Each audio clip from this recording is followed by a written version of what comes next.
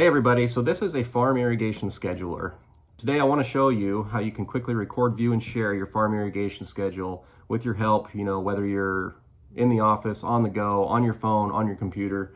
One of the challenges I find with Excel is that you get on there and it works really good on your desktop, but then when you go to use it on your phone, it gets really frustrating because you can't see a lot of the information, So I try to gear this spreadsheet to kind of be handy in both situations, but you can see that the schedule and the days are lined up in more of a column orientation, right? So when I pull this up on a mobile device, it'll be quickly to scroll. I can very quickly scroll over to one of the days and see the majority of what's going on for that day, right? So as I go through here, you can see that I've kind of put a Gantt chart form schedule in here. There are pivots that are starting, running, and stopping, and I have it conditionally formatted, so I pull it up on a mobile device. I can very quickly understand what's going on. I've done this with letters because if you do numbers, there can be some conflicting things with the formulas, and I like letters anyways because it's very easy to read what's going on. So W meaning that the pivot is running with water. F means the pivot's running with fertilizer, and C means the pivot is running with chemical. I've used L's and O's for starts and stops just because they look like ones and zeros, and it makes it easier for writing the formula because you don't have to worry about it being a number. If I put a schedule in here, I can start typing, and then I have it conditionally formatted so that Excel will automatically color that cell based on what I typed in there. Okay, so at the end of the week, you can see I have a few more columns. I have lap, I have inches, and then I have ET. I know some farms use this, some farms don't. This particular farm wanted to see it.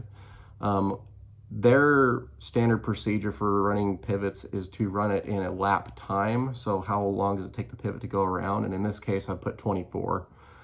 There's other use case scenarios where people like to go off of how much depth. They set their pivot to a depth and they say, well, I want the pivot to put on a 1/2 inch, however long that takes to go around. And then the second column accumulates the approximate inches that are applied in the whole week. So you can see most of these pivots were turned on once and then turned off for a total of 0.4 inches. Later on, I'm going to show you how to set up this spreadsheet so it's easy for you. I have a template version of this that's really easy to get a good start, and then you can just build off of it and just put on whatever you want. So as I scroll down here, you can see that Excel is doing some automatic calculations. Now I've programmed the calculations down here based on what watering system the pivot is associated with, right? So you can see I have these divider lines here. In the middle of each line is representative of an irrigation station. So in this case, station 3, 4, and 5. Whatever your irrigation system, if you have a name for it, this is a great place to put it. Then you know that those pivots are associated with that pump station, right? What I've done though is down here, Excel will calculate the gallons per minute change according to station. And I'll show you how to set this up later. It's really easy to do. But for now, this is a really simple, really easy workspace to be in when you're out in the field. You don't see a lot of clutter. You don't see a lot of what you don't need to see. On the computer side of things, if you go over here to irrigation info, what I've done is I have put in every pivot for this farm, acres, crop, how long it takes for the pivot to go around once with 100% time. That's useful for people who are putting on fertilizer or chemical. I have my gallons per acre. So in this case, for this farm, I've just assumed that every pivot is nozzled at 7.5 gallons. What's nice about this is you can put in your gallons for whatever your pivot is, and then it will automatically calculate what's known as units here, or gallons per minute per 100, right? So it's nice that Excel will do that calculation for you. And then on this other table, I have each irrigation station and what its capacity is. Max units is the sum of all of the gallons that the pivots are using on that irrigation system. So if I was to turn on every pivot on station 3, it would use 12,800 gallons per minute, or 128 units. Capacity is however, is how much capacity my pump station has, right? So in this case, the pump station has less capacity and is not able to turn on every pivot, which turns out to be the case for quite a few farms. And if you come back over here to plan week, that becomes really important down here in this second box, because you can see that I've shown my max capacity of the pump station, and as I go up in units, or as I turn on pivots, this will conditionally format. So when I get close to that capacity level, it's going to start turning red to show me that I'm really close to full capacity on my pump station.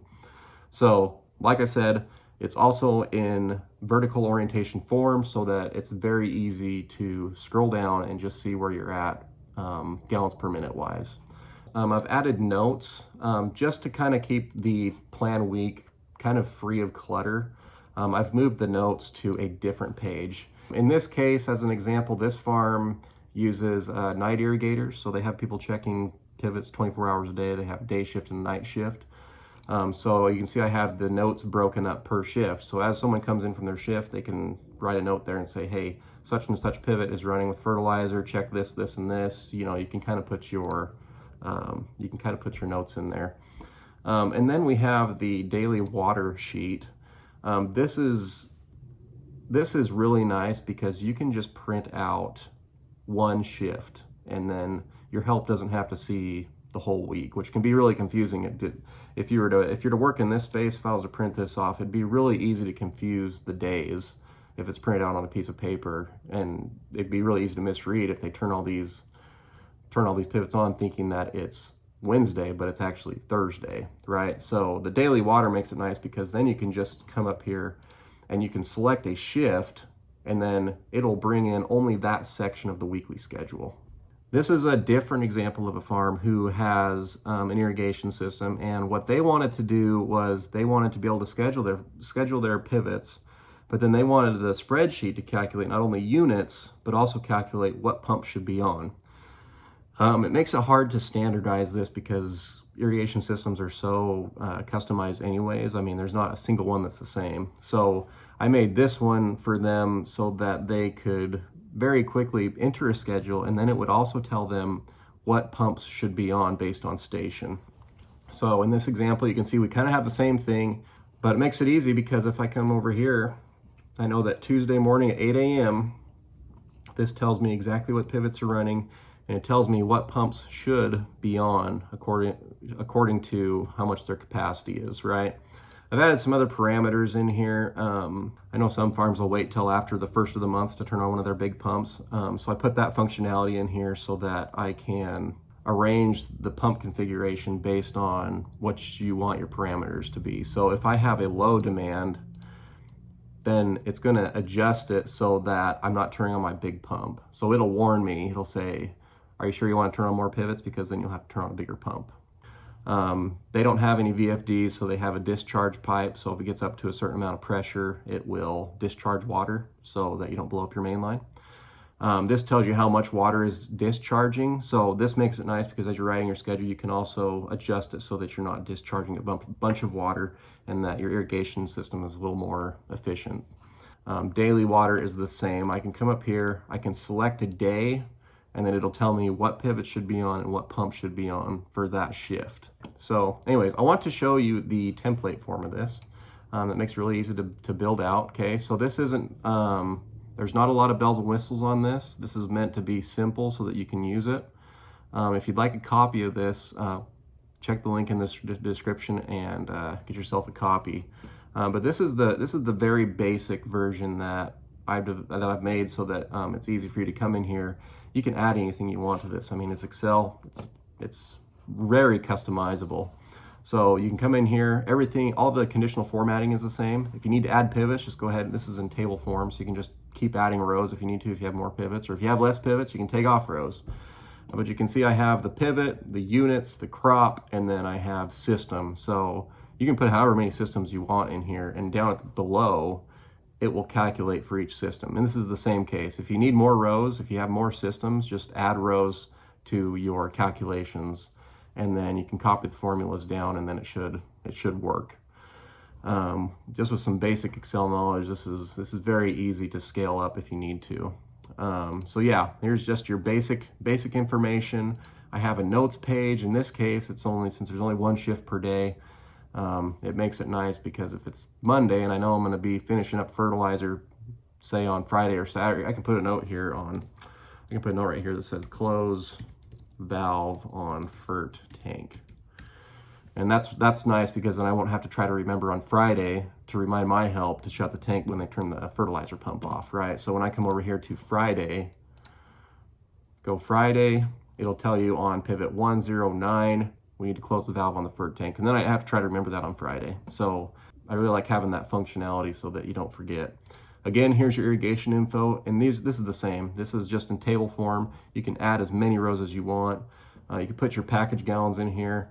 In this case, I've calculated inches per hour, so it'll tell you based on your package how many inches you're putting on per hour. So if your pivot is run for 18 hours, it'll tell you how many inches you put on that field. So anyways, just put your parameters in there, and then make sure all your information is correct in here, and then this should work just like an irrigation schedule. So you just save it to your personal OneDrive, and then get Excel on your phone, and then all of this will come up exactly like it should on your phone. Like I said, link in description. If you guys have any questions on this, feel free to drop a comment below, and I can elaborate. There is some formulas in here that I haven't described. That'll be in a different video. So if you'd like to see that, just jump over there to that video, and I can show you how I standardize my formulas so that they're easy to read, easy to diagnose. That's one thing that's really hard about Excel, is sometimes you'll build a spreadsheet and you'll go back and you'll say, what was I doing there? My goal here is to show you how you can maximize the tools that are already in your bag to improve your productivity. Because I'll tell you, there's programs that are being sold out there right now. They're very expensive. They're trying to accomplish the same thing. And the biggest downfall of them is that you cannot customize them to how you need it to work. So if you need ideas, this is a great place to start. And if you need a copy of this, I'll put a link in the description. You can get a copy. So there you go.